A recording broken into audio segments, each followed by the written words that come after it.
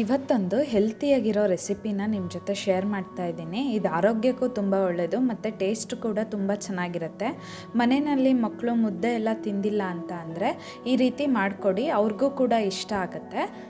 ಹಬ್ಬ ಎಲ್ಲ ಇದ್ದಿದ್ದರಿಂದ ಸ್ವೀಟ್ ತಿಂದು ತಿಂದು ಬಾಯೆಲ್ಲ ಒಂಥರ ಆಗೋಗ್ಬಿಟ್ಟಿತ್ತು. ಅದಕ್ಕೆ ಇವತ್ತು ರಾಗಿ ತಾಳಿಪಟ್ಟನ್ನ ಮಾಡ್ಕೊತಾ ಇದ್ದೀನಿ. ಇಲ್ಲಿ ನಾನು 2 ಬೌಲಷ್ಟು ರಾಗಿ ಹಿಟ್ಟನ್ನ ತಗೊಂಡಿದ್ದೀನಿ.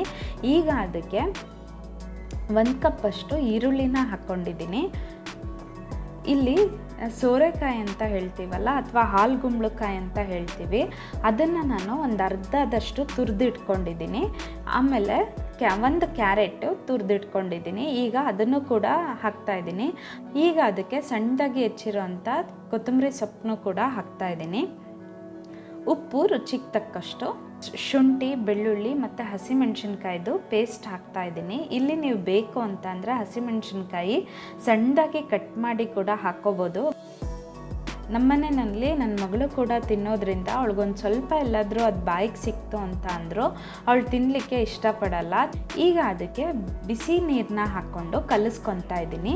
ಇಲ್ಲಿ ನಿಮಗೆ ಸರಿ ಎಲ್ಲ ಮಾಡ್ಕೊಳ್ಳೋಕ್ಕೆ ಟೈಮ್ ಇಲ್ಲ ಅಂತ ಅಂದಾಗ ಈ ರೀತಿ ಬಿಸಿ ನೀರು ಹಾಕ್ಬಿಟ್ಟು ಕಲಿಸ್ಕೊಂಡು ಮಾಡಿ. ಸರಿ ಮಾಡಿಬಿಟ್ಟು ಮಾಡಿದಾಗ ಸಾಫ್ಟಾಗಿ ಎಷ್ಟು ಚೆನ್ನಾಗಿ ಬರುತ್ತೋ ಅದೇ ರೀತಿ ಈ ರೀತಿ ಬಿಸಿ ನೀರು ಹಾಕಿ ಕಲಿಸಿದಾಗ ಕೂಡ ಬರುತ್ತೆ. ಈ ರೀತಿ ಒಂದು ಸಲ ಟ್ರೈ ಮಾಡಿ ನೋಡಿ, ತುಂಬ ಚೆನ್ನಾಗಿರುತ್ತೆ. ಹಾಲ್ಗುಂಬಳಕಾಯಿ ಬಂದ್ಬಿಟ್ಟು ಹೆಲ್ತಿಗೆ ತುಂಬ ಒಳ್ಳೆಯದು. ನೋಡಿ, ಇದನ್ನು ತುಂಬ ಗಟ್ಟಿಗೂ ಕಲಿಸ್ಕೋಬೇಡಿ ಮತ್ತು ತುಂಬ ಮೆತ್ತಗೂ ಕೂಡ ಕಲಿಸ್ಕೋಬೇಡಿ. ಮೀಡಿಯಮ್ ಆಗಿ ಇಷ್ಟು ಕನ್ಸಿಸ್ಟೆನ್ಸಿನಲ್ಲಿ ಕಲಿಸ್ಕೊಳ್ಳಿ. ಈಗ ಇದು ಒಂದು 5 ರಿಂದ 10 ನಿಮಿಷ ನೆನೆಯೋ ಅಷ್ಟೊತ್ತಿಗೆ ನಾನಿಲ್ಲಿ ಚಟ್ನಿ ಪ್ರಿಪೇರ್ ಮಾಡ್ಕೊತಾ ಇದ್ದೀನಿ. ಇಲ್ಲಿ ಒಂದು ಮಿಕ್ಸರ್ ಜಾರ್ಗೆ ಒಂದು 7-8 ಬೆಳ್ಳುಳ್ಳಿ ಹೆಸಳನ್ನ ಹಾಕ್ಕೊಂಡಿದ್ದೀನಿ. ಈಗ ಅದಕ್ಕೆ ಒಂದು 2 ಸ್ಪೂನ್ನಷ್ಟು ಹುರ್ಗಡ್ಲೆನ ಹಾಕ್ಕೊತಾ ಇದ್ದೀನಿ. ಉಪ್ಪು ರುಚಿಗೆ ತಕ್ಕಷ್ಟು ಮತ್ತು ಒಂದು ಸ್ವಲ್ಪ ಹುಣಸೆ ಹಣ್ಣನ್ನು ಹಾಕ್ಕೊತಾ ಇದ್ದೀನಿ. ನೋಡಿ, ರೊಟ್ಟಿಗಳಿಗೆ ನೀವು ಚಟ್ನಿ ಮಾಡ್ಕೋಬೇಕಾರೆ ಆದಷ್ಟು ತರಿಯಾಗಿ ರುಬ್ಕೊಳ್ಳಿ. ಈಗ ಇದಕ್ಕೆ ಒಂದು 2 ಹಿಡಿಯಷ್ಟು ಕಾಯಿ ಹಾಕ್ತಾ ಇದ್ದೀನಿ. ಕಾಯಿ ಹಾಕಿದ ಮೇಲೆ ಕೊತ್ತಂಬರಿ ಸೊಪ್ಪು ಒಂದು ಸ್ವಲ್ಪ ಚೆನ್ನಾಗಿ ವಾಶ್ ಮಾಡಿ ಹಾಕ್ಕೊಂಡಿದ್ದೀನಿ.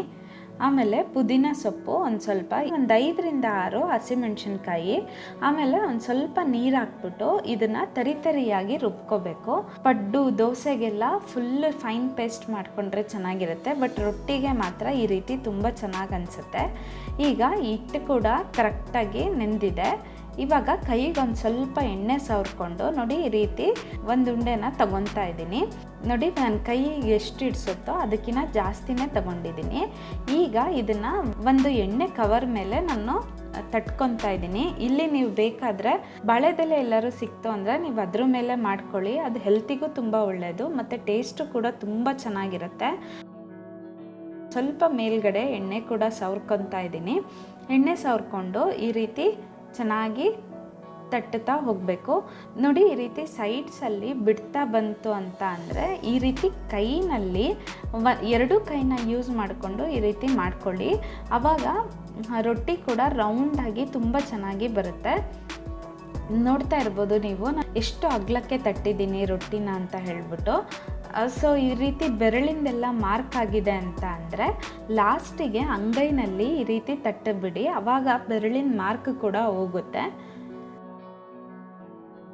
ಸೊ ಇವಾಗ ಆಲ್ರೆಡಿ ಕಾದಿರೋಂಥ ತವಾ ಮೇಲೆ ರೊಟ್ಟಿನ ಹಾಕ್ತಾ ಇದ್ದೀನಿ. ನೋಡಿ, ಇವಾಗ ಒಂದು ಸ್ವಲ್ಪ ಅದು ಕಲರ್ ಚೇಂಜ್ ಆದಮೇಲೆ ಒಂದು ಅರ್ಧ ಸ್ಪೂನ್ನಷ್ಟು ಎಣ್ಣೆ ಹಾಕ್ಕೊತಾ ಇದ್ದೀನಿ. ಎಣ್ಣೆ ಅಥವಾ ತುಪ್ಪ 2ರಲ್ಲಿ ಯಾವುದು ಬೇಕಾದರೂ ಯೂಸ್ ಮಾಡ್ಬೋದು. ಈ ರೀತಿ ಕಲರ್ ಚೇಂಜ್ ಆದಮೇಲೆ ಅದನ್ನು ಇನ್ನೊಂದು ಸೈಡ್ ಬೇಯಿಸ್ಕೊತಾ ಇದ್ದೀನಿ. ನೋಡಿ, ಬಿಸಿ ಬಿಸಿ ರಾಗಿ ರೊಟ್ಟಿ ಜೊತೆ ಕಾಯಿ ಚಟ್ನಿ ಸೂಪರ್ ಕಾಂಬಿನೇಷನ್ನು.